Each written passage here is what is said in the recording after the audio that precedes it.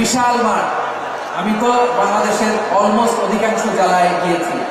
MC কলেজের ময়দানের মতো মাঠ আমার চোখে আর পড়ে নাই বাংলাদেশ। এত বড় ময়দান, এই পুরো ময়দানে লাইটিং করে ওনারা ব্যবস্থাপনা করেছেন, এলইডি স্ক্রিন দিয়েছেন যাতে করে দূর দূরান্ত থেকে দেখা যায়। এখন আমাকে সবাই যদি কাছে থেকে দেখতে চাও, কাছে থেকে দেখে দেখে লক্ষ লক্ষ মানুষ, 5 লাখ 10 লাখ লোক কি কাছে বসে দেখতে পারবে? তো এতটুকু স্যাক্রিফাইস তো করতে হবে তোমাদের। হ্যাঁ, ঠান্ডা হয়েছে, ঠিক আছে, মাশাআল্লাহ। হ্যাঁ, এই কয়েকজন শুধু, হ্যাঁ বসে যাও। আল্লাহর ওয়াস্তে আমি সবাইকে দেখতে পাচ্ছি, আল্লাহর ওয়াস্তে মেহেরবানি করে চুপ থাকো। প্রিয় ভাইয়েরা, বিশ্বনবী তিনি মানুষের হৃদয়ে আশা জাগান। আমরা মানুষকে ভয় দেখাই, ঠিক কিনা? আমরা ইসলামকে এমন কঠিন ভাবে উপস্থাপন করি, মানুষ ভয় পেয়ে যায়। বিশ্বনবী মানুষকে ভয় দেখাতেন না, তিনি আশা দিতেন, ভরসা দিতেন। كان رسول الله صلى الله عليه وسلم إذا بعث أحدا من أصحابه في أمره كان يقول بشروا ولا تنفروا يسروا ولا تعسروا। কাউকে কোনো দায়িত্ব দিয়ে পাঠালে সাহাবাদেরকে তিনি বলে দিতেন প্রত্যেককে যে বাশিরু ওয়ালা তুনাফিরু, মানুষকে সুসংবাদ দিও, দিন থেকে ভাগিও না। সহজভাবে ইসলামকে উপস্থাপন করো, ইসলামের শিক্ষাটাকে জটিল করে উপস্থাপন করো না। সুবহানাল্লাহ, কত চমৎকার, কত সুন্দর আমাদের ধর্ম। তিনি বলেছেন সহজ করো, কঠিন করো না, সুসংবাদ দাও, মানুষকে দিন থেকে ভাগিও না। সুবহানাল্লাহ বলেন। তাহলে বিশ্বনবী মানুষকে জান্নাতের সুসংবাদ দিয়েছেন। He was the bearer of glad tidings, জান্নাতের সুসংবাদদাতা। তিনি এমন ভাবে জান্নাতের নাজ নিয়ামতের চিত্রায়িত করেছেন, উপস্থাপন করেছেন, সাহাবাদেরকে তিনি জান্নাতের পাগল বানিয়ে ছেড়েছেন। বলেন সুবহানাল্লাহ। আমরা তো টাকার পাগল, ক্ষমতার পাগল, দাপটের পাগল। বিশ্বনবীর সাহাবারা ছিলেন আল্লাহর জান্নাতের পাগল। কিসের পাগল? আমরাও আল্লাহর জান্নাতের পাগল হতে চাই কি চাই না? সবাই বলেন, জান্নাতের পাগল হতে চাই কি চাই না? বিশ্বনবী সাহাবাদেরকে জান্নাতের পাগল বানিয়েছেন।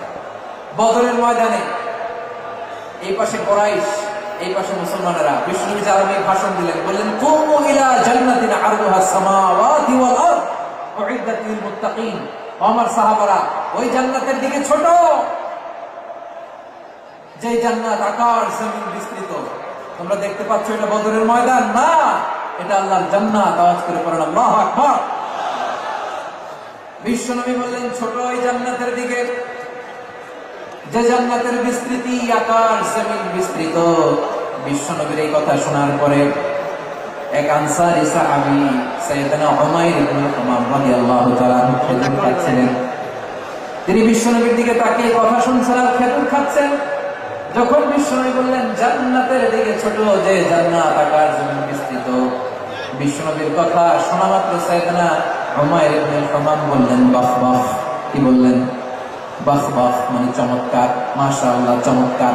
আমরা ইদানিং কালে চমৎকার কিছু দেখলে ইংরেজিতে বলে ফেলি না, ওয়াও ওয়াও, বাহ বাহ, মাশাআল্লাহ। বিশ্বনবী বললেন মা ইয়াহমিলুকা আলা কওলিকা বাহ বাহ ইয়া উমাইর। ও উমাইর, আমার এই কথা শুনে তুমি কেন বললা বাহ বাহ, চমৎকার চমৎকার কেন বললা? সাইয়েদনা উমাইর ইবনে হুমাম রাদিয়াল্লাহু তাআলা বললেন, ইয়া রাসূলুল্লাহ, আপনার এই কথা শুনে আমি বড্ড খুশি হয়েছি, আর আমি প্রত্যাশা করেছি আমি যদি এই জান্নাতের মালিক হতে পারি তাহলে কতই না ভালো হতো। সুবহানাল্লাহ বলেন। বিশ্বনবী বললেন ছোট এই জান্নাতের দিকে, যে জান্নাত আকাশ জমিন বিস্তৃত। আপনার এই চমৎকার মুখনিসৃত কথা শুনে আমার হৃদয়ের মধ্যে জান্নাতি হওয়ার বাসনা জেগে উঠলো। এজন্য বলেছি বাহ বাহ, আমি যদি ওই জান্নাতে যেতে পারতাম কতই না ভালো হতো। উমাইরের কথা শুনে বিশ্বনবী বললেন ঠিক আছে উমাইর, জান্নাতে ঢোকার জন্য, জান্নাতের অধিবাসী হওয়ার জন্য যেহেতু তোমার এত আকাঙ্ক্ষা, আমি বলে দিলাম আনতা মিন আহলিহা, তুমি আল্লাহর ওই জান্নাতের অধিবাসী হবা। যাও উমাইর, তুমি ওই জান্নাতের অধিবাসী, ওই জান্নাত তুমি ঢুকবা, তুমি জান্নাতি। তার মানে সহজ কথায় তুমি জান্নাতি। সুবহানাল্লাহ বলো।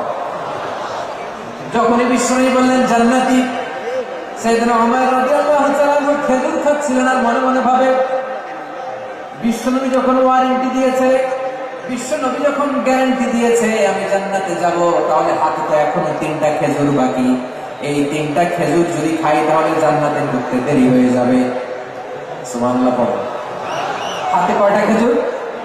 3টা খেজুর। বিশ্বনবী বললেন আমায় রান্তামিন আহলিহা, তুমি ওই জান্নাতের অধিবাসী, তুমি জান্নাতি। উমর চিন্তা করলেন আমি জান্নাতি, নবীর মুখ দিয়ে যখন বেরোইছে ওই জান্নাতে তো আমার ঢুকতেই হবে, কিন্তু হাতে 3টা খেজুর খেয়ে যদি জিহাদের ময়দানে যায় তাহলে জান্নাতে যেতে তো দেরি হয়ে যাবে। এই চিন্তা আসা মাত্রই খেজুর 3টাকে তিনি ছুঁড়ে মারলেন, তলোয়ার বের করে আল্লাহু আকবার বলে বদরের ময়দানে ঝাঁপিয়ে পড়লেন। আল্লাহর শত্রুদেরকে কচু কাটা করে এক পর্যায়ে শাহাদাতের সুধা পেয়ে নিজেও জান্নাতি হয়ে গেলেন। পড়েন সুবহানাল্লাহ। আমরা দুনিয়ার বুকে আমরা হয়েছি দুনিয়ার পাগল, ক্ষমতার পাগল, সম্পদের পাগল, খ্যাতির পাগল। বিশ্বনবী তার সাহাবাদেরকে বানিয়েছিলেন জান্নাতের পাগল। পড়েন সুবহানাল্লাহ। ওই জান্নাতে আমরা যেতে চাই কি চাই না? একা না সবাই মিলে? একা না সবাই?